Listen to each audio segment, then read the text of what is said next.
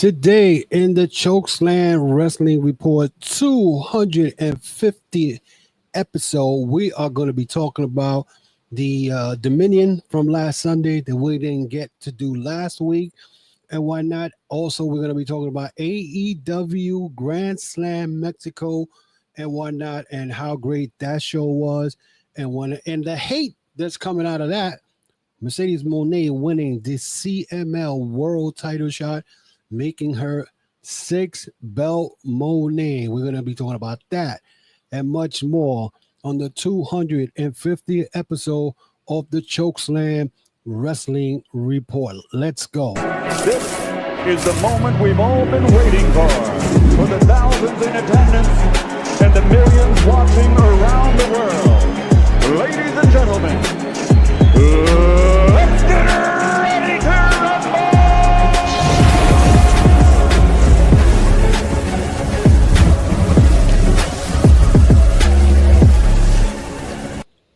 Welcome to the Ultimate Chokeslam Wrestling Report episode 250th episode of the Chokeslam Wrestling Report. I want to thank those who has supported the channel and whatnot for the last 6 years. We up to 250 episodes and whatnot. I want to thank everybody who has supported us throughout these years.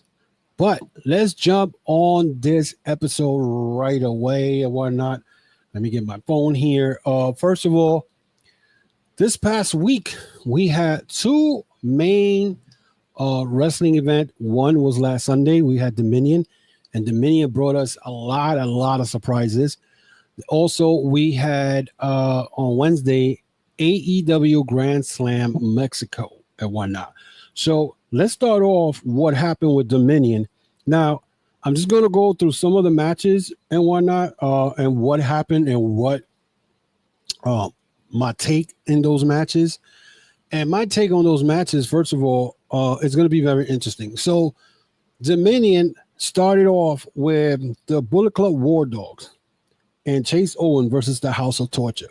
Now, House of Torture was about to introduce a new member of the House of Torture and whatnot. Now, this is why I don't like reading a lot of the, the results when it comes to New Japan, because I like to sit down, watch the show, and I'll give you the take whenever I get a chance to. But House of Torture went and brought in an original member of Bullet Club, which was Bad Luck Fale. Now, Bad Luck Fale's name changed to the Don Fale. I mean, in my head, I was like, what the hell? So right away, I knew something was wrong because Chase Owens is part of the original Bullet Club from back in the days. And he was probably the only, him and Ishimori were the only ones who weren't really war dogs. So, so in my head, I'm like, okay, Chase Owens in that team of the war dogs against Bad Luck Fale, who's with the House of Torture. Chase Owens is going to go and betray War Dogs. And sure, I mean, the last couple of months, when it comes to the War Dogs, Bullet Club War Dogs, they have been betrayed several times and whatnot. The first one was Sonata. Sonata joined Bullet Club, and to me, the minute I saw that, I was like, something wrong right there. He does not fit with Bullet Club. And sure enough, he turned his back on Drew Maloney when he hit him with the guitar. He ended up joining House of Torture. So here we are again. And when Ishimori was about to get hit with the guitar by Sonata, Chase Owens saved him. Ishimori then holds Sonata, and Chase Owens then turns the guitar on Ishimori. And so Chase Owens is now part of the House of Torture. Now, House of Torture did not put it this way, by the end of the night, they added another member. But as we kept on, we were like, they got about 10 members in the House of Torture against, 4 or 5 against Bullet Club War Dogs. So to me, it's like, what happened to the Bullet Club? Bullet Club used to have a lot of members, and they're down to 4 or 5, because now Gabe Kidd works in AEW as a hired gun for the Death Riders. So he's back and forth in Japan. So it's like Bullet Club has gone from 10 members to 9 members to now to just 5. So I don't know what's going on in New Japan with this Bullet Club thing, because I mean, Bullet Club's been around for the last 12 years, and now it has been watered down to this. David Finlay has the War Dogs now. I mean, can you even call them Bullet Club anymore? I mean, it's just crazy. So that's what I got my take on that match. The Bullet Club War Dog has been constantly getting betrayed. And the War Dogs are supposed to be the heel team in Japan. But with all these betrayals, it looks like they're trying to push Bullet Club to a baby face kind of, or a tweener. It doesn't make no sense to me. So I don't know where they're going with that. Then we had Zack Sabre Jr. and Rhea Oiwa versus Phantasma and Shota Umino. Zack Sabre Jr. wins that, and it looks like Zack Sabre Jr. is the guy next to go after Goto for that belt. We're going to be talking about that when we get to the main event on that. So Umino once again, Shota Umino once again in a high-profile match, and I believe he's I think he was the one who got pinned.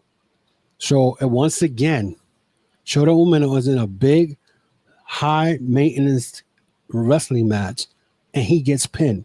And he's supposed to be, according to him, he was calling himself the ace of New Japan. But you can't call yourself the ace of New Japan when you're constantly losing matches and, in big, high-profile matches, and you're losing. So how are you calling yourself the ace?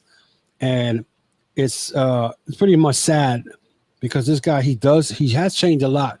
His whole demeanor, his style, wrestling, got a nice new move, but it seems like New Japan don't want to push him to the way he's supposed to be, unless it's like a teachable moment, the way I look at it. So Hiroshi Tanahashi wrestled Yuta Uemura, and this was a good match. So this was like a Yuya coming out short. He came out short of this match, but it's more like, Hiroshi Tanahashi kind of pushing him to be the next guy who's going to probably be big. I don't see this guy, Yuya Uemura, is going to take time for him to get up there as one of the main eventers. But that's the young wrestlers and whatnot. You know what I'm saying? In Japan, they're pushing them, because this is the group now that's going to be taking over New Japan in the future. The IWGP Tag Team Junior titles were on the line, and there was another surprise. This was another surprise, because a member of the House of Torture again came out of nowhere. It was supposed to be Sho and Kanemaru versus Master Wato and Yo. Kanemaru came out with a sling on his arm, making it look like he was hurt and whatnot. Pretty much Sho said, "Oh, I got a new partner, blah blah blah," and sure enough, another member to the House of Torture, Dookie. Now, Dookie got hurt back in Wrestle Kingdom when he was wrestling Desperado, and he went off the top rope outside on the post, really ring post, and he landed awkwardly and broke his arm. So he hasn't been seen since Wrestle Kingdom. He came back, and instead of him being part of Hogtie, now he's part of the House of Torture. So this was the 11th member of House of Torture, and then sure enough, Sho and Dookie end up winning the IWGP Junior Tag Team Championship from Sho, Master Wato and Yo. So, to me was like, okay, what are we doing here? Well, we putting a bunch of people in House of Torture now. This is the new Bullet Club. You know what I'm saying? So you watered down Bullet Club to push House of Torture. And our House of Torture looks like Bullet Club, but they're not Bullet Club. They're House of Torture. They got like 11 members in there. So it's crazy, So then we had the IWGP Tag Team title match, which was Taichi and Ishii, Tomohiro Ishii versus Kyle Newman and Great O'Khan. Now, this match, I started questioning this match for the simple fact that every time a tag team in Japan, the last couple of months since January, wins the IWGP Tag Team titles, they first defense, they lose the belt. It happened to the Young Bucks when the Young Bucks won those belts back in January, Wrestle Dynasty, and they won those belts. and then they lost the belts to Hiromu Takahashi and what's his name? And Naito and whatnot. So it's crazy. And now we've seen Kyle Newman and Great Khan beat Hiromu and Naito. They go for the first defense, and they get beaten by Taichi and Toru Ishii. I'm like questioning what is going on. Hey, Circle Debate, what's going on, brother? What's good? It's my brother Demano. Happy Sunday. Same to you, brother. Thank you for Circle Debates as one of the family members of this big collaboration with all these podcasts. And he says that's exactly what we said when we did the Dominion watch party. House of Torture is the new Bullet Club, and with additional members, they had Shock Dole with Dookie joining. Yes, I mean that caught me off guard. Matter of fact, it caught me off guard even worse when Bad Life Fale joined them, because a couple of years ago, about 2 years ago, I thought there was going to be a Bullet Club, Bullet Club, Civil War, because Bad Life Fale had his people in New Zealand. You had David Finlay with his War Dog. You had Jay White with the Bullet Club Gold and whatnot. Then you had House of Torture, who was still Bullet, but none of that happened. None of it. So now I don't know where New Japan is going with this, because it's crazy. But yeah, so we were up to the IWGP Tag Team Championships again. Show and Dookie wins the belt on Newman's and Great Khan first defense, which again, where are these belts going? They're kind of losing their luster. When you give the titles to a tag team and then they lose at the first defense, the belts are not getting the respect it deserves. The IWGP Tag Team Championships are important in New Japan. So why are they doing this? I don't understand it. They announced the G1 Climax, 35 participants. I wish I could tell you who A block, whatever. I just wrote it down real quick. I think, first of all, I don't think Goto is going to G1 Climax as a champion. You heard that from me first, but I'm gonna explain to you when I get to the main event. In all this, we could probably see. I'm gonna give you the list of the 35 participants and whatnot, supposedly. But I got Goto, El Phantasmo, Shota Umino, Boltin Oleg, Yuya Nomura, Tsuji, Shingo Takagi, Zack Sabre Jr., Great Khan, David Finlay, Gabe Kidd, Evil, Ren Narita, Sonata, Konosuke Takeshita, and Tanahashi. I don't know what Tanahashi's even in this shit, because the guy's old. Now, my thing is, Konosuke Takeshita, and I'm gonna go with him, and not because I'm an AEW fan, whatever. But Konosuke Takeshita, last year on his G1 Climax or whatnot, he performed to a level that it was incredible. He made it to the top 4 and whatnot. Maybe this out here. Now the biggest question is now, where does the Good Brothers stand if they decide to return to New Japan? But we'll find out soon. Once they face the War Dogs at Maple Leaf Wrestling on July 5th. Oh wow, I would like to see that. But, and matter of fact, the War Dogs and the Young Bucks beat the Bullet Club War Dogs. So I don't know what's going to happen with that, but that's a good question. But what I'm looking here, Konosuke Takeshita, when it comes to the G1 Climax, Konosuke Takeshita, this guy, he has done so many things this year. Beginning of the year, he came in hot. He was the international champion for AEW, and then he won the Never Open Weight title and whatnot. And that goes to show you that this guy, he's no joke. Everybody everybody is pretty much sleeping on this guy.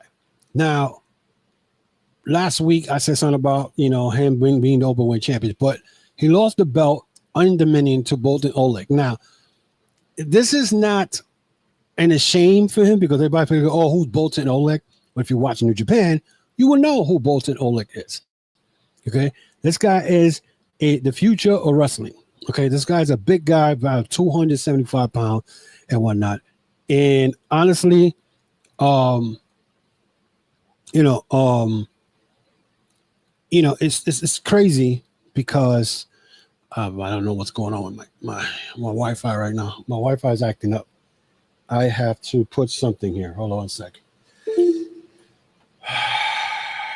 You got to be kidding me here. So, at the end of the day, he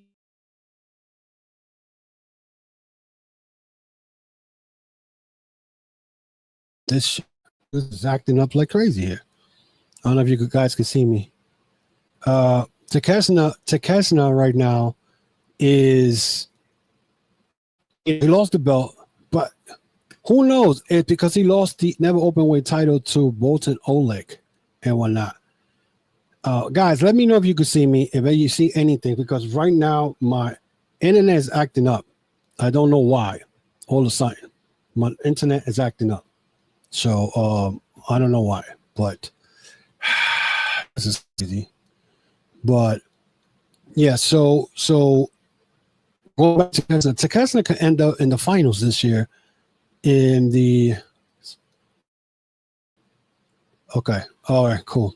Chokeslam could end up being in the finals of the G1 Climax because this guy is on point with his. You know what I'm saying? He does so much things in the ring. He's legit. He's not no bum. You know what I'm saying? He ain't no bum. He's mad legit and whatnot. And he beat some of the best wrestlers last year in the G1 Climax. Wait, this is what happened when you're live. Mad bullcrap going on right now on my how you call it, on my Wi-Fi. Don't know why, but it's acting up. Bro, this is ridiculous. So again, so Chokeslam could come out winning the whole thing. You know what I'm saying? If New Japan allows it, or they could give it to Yoda Sushi. He could win the whole thing. But this year is going to be very interesting because the simple fact that we could see how you call it. We could definitely see, things different. You got David Finlay in there. You got Gabe Kidd. Gabe Kidd. I mean, he just won the IWGP Global World Title. So, and trust me, this guy, how you call it, Gabe Kidd is getting a lot of momentum in New Japan right now with his whole thing going on. And speaking of David Finlay, he had a match with Evil. Now, this whole thing with Evil, and I knew he was going to lose. Again, it comes down to the amount of wrestlers who are in House of Torture. We had 11 against 4 and whatnot in this dog collar match because David Finlay came with the Bullet Club War Dogs, but already, Evil had his whole gang. It was like 11 of them. So you already knew what was going to happen. Interference, all kinds of things. So do not be surprised if the War Dogs add more people. Now, people forget that Jake Lee, who wrestled in Noah and became a member of Bullet Club, has been hurt for a while. He should be coming back soon, so he probably could join them. And I hope that there's not another, a whole betrayal and whatnot when it comes, because it's been ridiculous when it comes to Bullet Club War Dogs. They're making them look like, oh, you joined, but then you got somebody else coming out of nowhere and taking turning on them. I mean, you got to make up your mind. You're gonna have both BC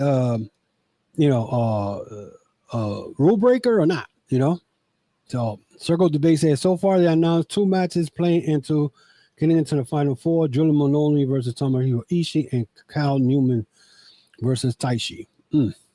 That's interesting. I would like to see Julian Maloney in the G1. Tomohiro Ishii don't need to be in the G1. He's been participating on that years. I mean, he gets good matches. And as far as Cal Newman versus Taishi, Cal Newman should be in. That's my thing.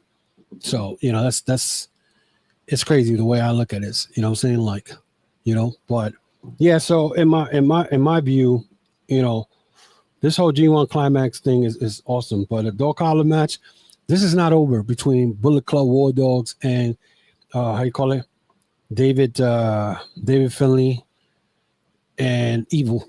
This is not over.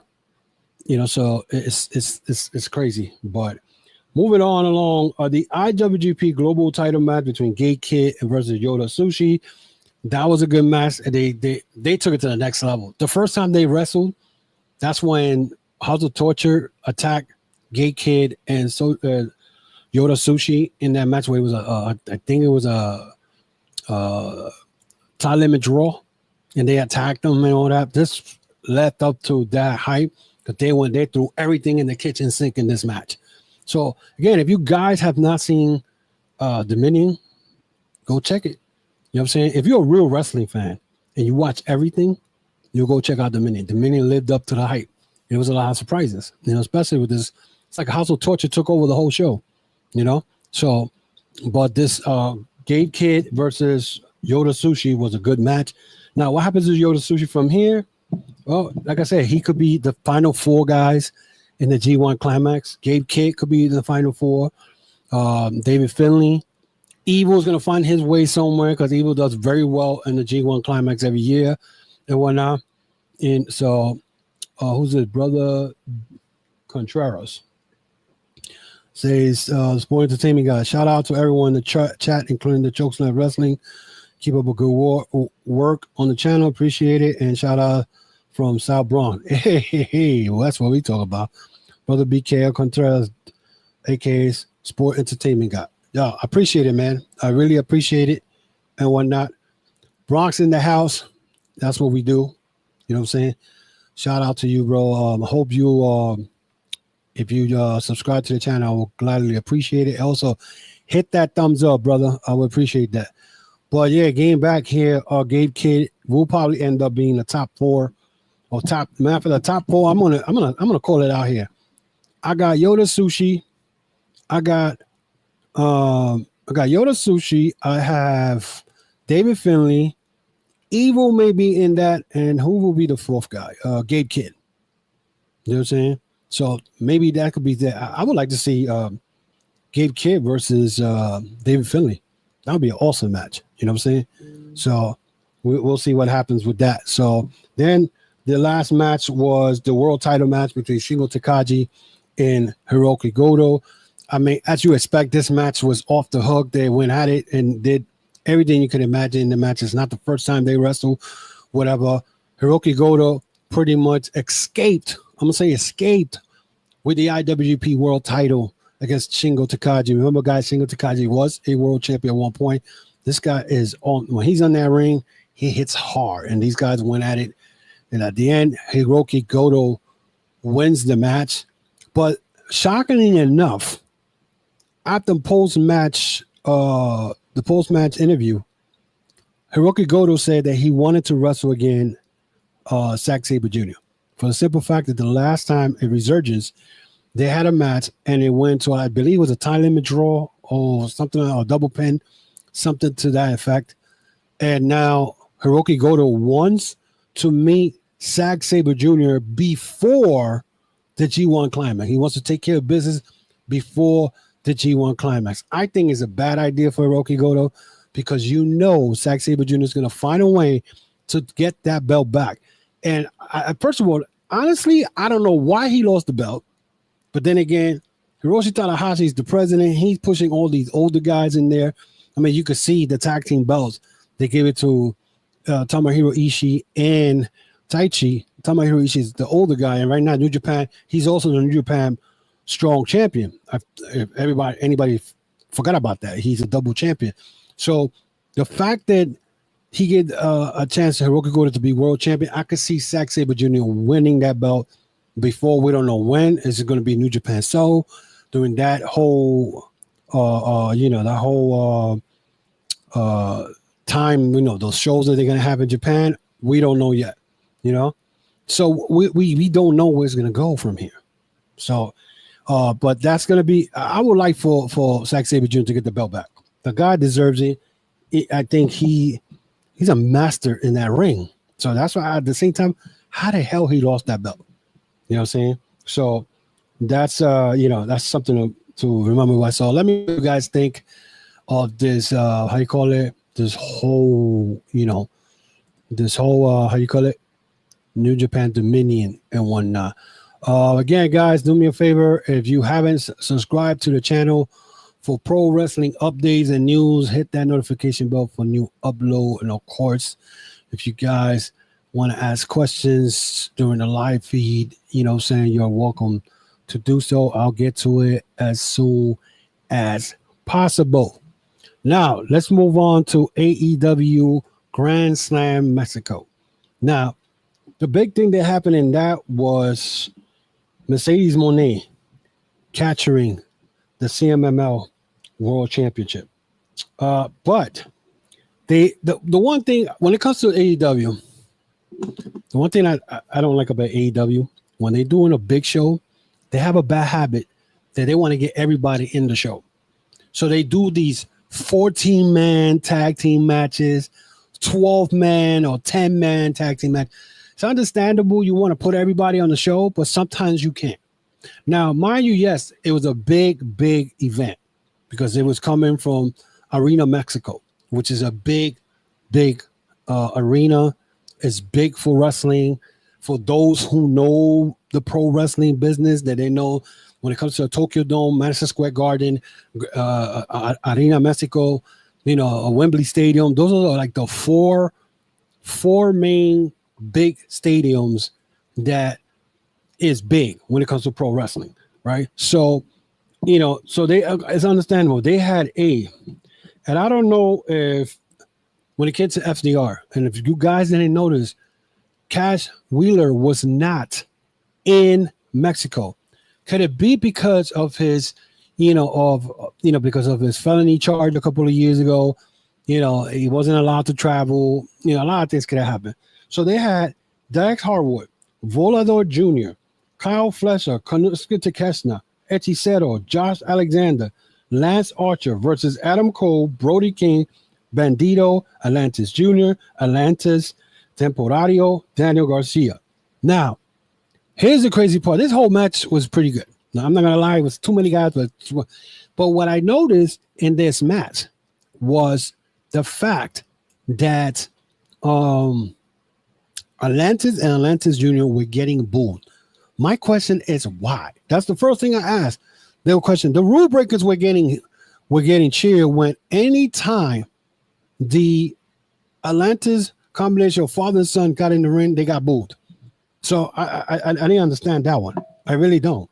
I don't know if it's the rule breakers in CMML. I don't have no idea, but it was crazy. Also, which I'm not gonna get into politics or whatever, but I liked the shirt that Brody King came in the ring that says "Abolish ICE."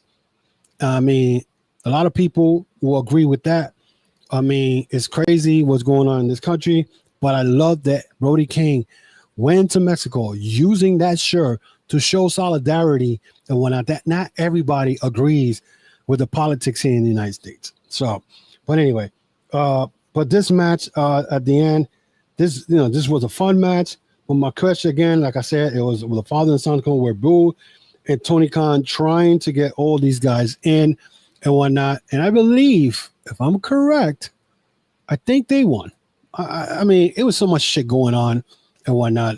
So it was cool. Now, another match that was pretty good, in which I would have loved to have, hold on a second before I go to the next. Circle Debate said he got booed because of the push they're giving him right away instead of the others that deserve the push. So that's why I read from others, which is why they boo Atlantis. Also, that means that because the father was famous, CMML is pushing the son, Atlantis Jr., as a top guy. I mean, that's gonna happen anyway. You know what I'm saying? We're always gonna get that nonsense thing. But Mark Briscoe versus Kazuchika Okada, I would have loved to see this match to be a continental title, but they're saving that for for the All In against Kenny Omega. What's his brothers? BKL says that was 15 and 41 between that match and 14 man, and plus it was a great match, but it's all about retribution against those teams. Yeah, that's pretty much true. So the Okada versus Mark Briscoe, it was pretty good. I knew Okada was going to win this match, but it's not about knowing who's going to win or not. It's more of, what type of match is going to be. Okada, of course, you're not going to beat Okada just like that. We all know that. All you have to do is just look at his resume in New Japan. He's going to give you the match. Okada's not a guy you're going to beat right away. This match was good. It was hard hitting. It was strong style, the way Japan or Okada wrestles in Japan.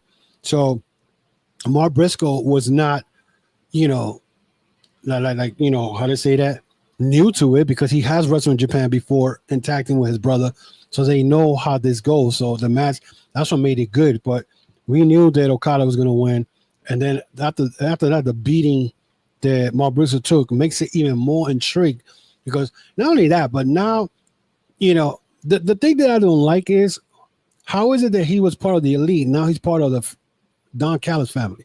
Did they make the deal with the Young Bucks? I mean, why wasn't that shown on TV? You know what I'm saying? It just threw Okada with the Don. And like I said last week, if you look at the Don Callis family, everybody in his family, one to the other, wrestle in Japan. I don't know if Echisato has wrestled in Japan, but Josh Alexander, you're going to be like, oh, well, Josh Alexander wrestled in Japan. Yes, he did. He'll be in New Japan Strong, which is New Japan. So, you know what I'm saying? So that was something that I realized, that all these guys that in the Don Callis family one time wrestled in New Japan. MJF versus Mystico. Mystico wins by disqualification after MJF kicks him low, and he went and took his mask off. Now, I don't understand this. You had MJF wrestle Mystico. It was a pretty good match, but then I understand you don't want to have Mystico lose in Mexico, but not only that, but you have MJF strip him or take his mask off. Now, my question is, are you going to follow up after what he did this past Wednesday? Are you going to follow up now next week that he's going to go and wrestle Mystico against someone at All In to get revenge? It could be a hair versus mask match, some shit like that. Because that's what CMML does sometimes. You know what I'm saying? Could that happen? I mean, if you're going to do that, have MJF take the mask off Mystico and whatnot. But then, are you going to follow it up? You're going to have to follow it up. You cannot just leave it like that. Oh, Mystico won by disqualification, but MJF went and took his mask off. Are we going to follow that up? That's my question. Are we going to follow that up? Brother says, of course, beside Mark Briscoe is not the next level to become who he is, and he needs some backup against those Don Callis family. Yeah, I mean, not that anybody from Don Callis interfere in that match, but it is what it is, right? So, I mean, Mark Briscoe wrestled in how you call it, in Kenny Omega's name, for what they did to Omega. So, but yeah, back to MJF. If you're not going to follow up after this Mystico match, then what was the point of you having him wrestle Mystico at his house? And he got the biggest loud ovation out of everybody. You know what I'm saying? People were singing along. I mean, this guy was the original Sin Caras in WWE, in case you guys don't know. Okay? But he got let go, and they brought another Sin Cara. I think it's now Máscara Dorada. I could be wrong. But, you know what I'm saying? It's just crazy. It's just crazy. But, like I said, you have to follow it up. If you don't follow it up, then what's the point of you getting him in the ring, take his mask off, and there's no revenge to get back at him? So then we had the 4 million pesos 4-way match. This was more fun match. They gave the match to Hologram. Why? They keep pushing Hologram from here to the earth. I never seen this guy lose. So why is he hasn't gotten a title shot? He hasn't gotten, either international title shot, a TNT title match. This guy winning all the matches, but not getting title shots. And then the guys who are not supposed to be getting title shots are getting title shots. That makes no sense. So Hologram wins this 4 million pesos match, which to me was good to see Máscara Dorada and Hologram do their little stuff that they do, these Mexican wrestlers do, but it's crazy. Now, the match that had everybody talking during the whole week, it was the Mercedes Moné beating Susie's for the CMML title.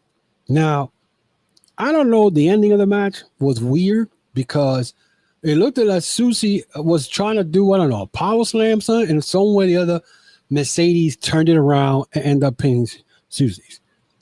Here's the problem that people have. Mercedes Moné has another title. She's known now as 6-belt Moné, right? Funny that a couple of years ago, and I don't want to start no WWE versus AEW bullcrap. I'm just saying what I think it is. Mercedes Moné right now is the best female wrestler right now with all those belts outside of WWE. Okay. Now, do I think she's going to beat Toni Storm? I think that's where she's going to come out short because there's no way you're going to give her the belt. So what's going to happen with the rest of the belts? You know what I'm saying? So I don't think she's beating Toni Storm. That's my prediction. Now, at first, I thought she was going to win, but the woman already, Mercedes has the European Championship, Women's Championship. She just won, I think, in Austria somewhere. She has the CMML World title on her. She has the TBS World title. She has the Rep Pro World title. Okay, and the belt is attached to that. So, plus she just won the Owen Hart. The woman has 6 belts around her, and you're gonna go and give her another title? You know, people are talking about her how you call it? Her creative control is showing up in the matches. I don't listen. I think what she's trying to do is dominate the. Let's just say she's the Beyonce from pro wrestling, and she's proven it. You know what I'm saying? Now, do I agree her winning all these belts? Who's better than her right now? You know what I'm saying? I mean, she should have never lost the New Japan Strong Women's title, but she had it for almost a year after she beat Stephanie Raquel, and I think it was Double or Nothing last year. So, you can't get mad. People are getting mad because she has belts. But if she would have been in WWE right now, she would not have anything. She'll probably be in some stupid storyline, a tag team with Bayley or doing whatever. And she even said it. She feels like she got saved. Once she left WWE, she got saved because now she's the only female wrestler right now, okay, who has wrestled in the Tokyo Dome, Madison Square Garden, Wembley Stadium, Arena, Mexico. Okay, those are the 4 main places that big wrestling show has happened. She's been in all of them, but people want to hate just to fucking hate. I don't understand that. Like, you can't hate on the woman when the woman has all the belts right now. She's the most dominant female wrestler right now. Okay, and you could come and tell me, what was the world champion in TNA or what was the champion in NXT? That don't mean shit because they're under WWE. And then you can say, TNA is not under WWE, but they are. They're just not telling you. Right now, Mercedes Moné is the best wrestler right now. Okay. Now, do I think she's going to be Toni Storm? I don't know, because Toni Storm right now is the most popular female right there, and Toni Storm cannot afford to lose the belt already at one time to Mercedes Moné. Not that Mercedes Moné don't deserve it, but Mercedes Moné right now got all these belts in different arenas. What she's going to do? Cough them up? And why not? And she said it. She said it if you look at on my Facebook page, she said that she's happy what she's doing right now. And a lot of people are upset about that. You can't be upset about that. You know what I'm saying? The hate. Stop the fucking hate. Just watch the wrestling shows. You know what I'm saying? You don't like AEW, don't watch it. That's it. Don't watch it to then criticize and be on TikTok, being a mark and being part of the tribalism just because you don't like somebody because they're not in WWE. I mean, yeah, I'm not saying that AEW fans don't do the same, but most of these WWE fans, let's be realistic. You know what I'm saying? So, yeah, and Susie was dominating the match. But like I said, Mercedes Moné was about to get power slammed somewhere or the other, and she kind of changed her hips, and she was able to pin Susie for the CMML title. Then they had a 10-man tag match, which had Will Ospreay, the Ops, Swerve versus the Young Bucks, Beast Morton, and Death Riders. And this match, Death Riders won, whatever. And pretty much, I don't know why they had this 10-man tag, to be honest. You know what I'm saying? So it's just a setup for, for what's coming in All In and whatnot. Hangman Page came out in the beginning of the show, talked Spanish. I was very surprised. So all this came out to, Hangman Page coming out and saving the Ops and everybody else, Swerve and Will Ospreay against the Death Riders and the Young Bucks. So that match was pretty good, but we already know what was going to happen. I was surprised that, the Ops and Ospreay and Swerve lost and whatnot, but they got attacked. So I don't know what's going to happen when it comes to the All In. Again, you could see that at one point, I believe they went for the actually Hangman Page went for the buckshot lariat and he caught I think Mark Jackson. So so there's going to be some breakup, something going to happen with the Death Riders or whatever. So just a matter of time. The world title has not been shown on TV for going to be close to a year. So, I don't know what they're going to do with that. So, Daniel Bryan or Bryan Danielson made an appearance on Ring of Honor and CMLL Global Wars. So it was probably part of all that. So, so he came and saved, Blue Panther and whatnot. So don't be surprised. Bryan Danielson shows up at All In and costs Moxley the belt. So right there, they're just showing me that Bryan Danielson is going to show up at All In and cost, how you call it, John Moxley the belt. So anyway, that is it for me today, guys. Wow, 41 minutes I've been in here. That's crazy. So I covered two events, but it had to be done. I want to thank all those people who was online and whatnot and were able to join the chat and whatnot. So, but thanks looking out for Circle Debate. Thank you, hermano, for showing up. Brother BKL Contreras, BX in the house. Thank you for being here and whatnot. But if you guys want to follow me, again, give me that thumbs up. Also, you want to follow me on Facebook, Instagram, the X, and YouTube. Follow me on all the social media outlets, and of course, subscribe to the channel and whatnot. And I want to thank everybody who showed up. Thank you, hermano. Awesome. Thank you. Awesome show, hermano. We appreciate you very much. Thank you for showing up on my 250 episode, which is very, this is, I never thought I would get here. So, but again, also, this is a Chair Shot sports media group. I guess I'm part of that network and whatnot. I want to give a shout out to them. Yoda Podcasting Network, of course, they've been with me since day one. Shout outs to them. Shout out to all my, my subscribers. And again, also, if you guys want to get a t-shirt like this, Chokeslam Wrestling Report, you go to tcwr.veryimpressive.com. That's tcwr.veryimpressive.com. Get your shirt, get your sweater, get your hats. You get anything you want. We got hats, sweaters. You want to give a gift to somebody? I got 3 types of t-shirt in there. And check out the website again. That's tcwr.veryimpressive.com and whatnot, and show the support. I'll be right there with you, 2 away to 250 as well. Congratulations, Papa. You know what I'm saying? It's crazy, right? Because you look at it and you be like, wow, I've done 250 episodes. That's not including the ones I do during the weekdays and all that. And I'm like, wow. You know what I'm saying? You're going to be the same way. You're going to feel it. You're going to be like, wow. You know what I'm saying? It's crazy because all the friends you make, all the networking and all that. So it's cool because at the end of the day, you'd be surprised how many people, support you and whatnot.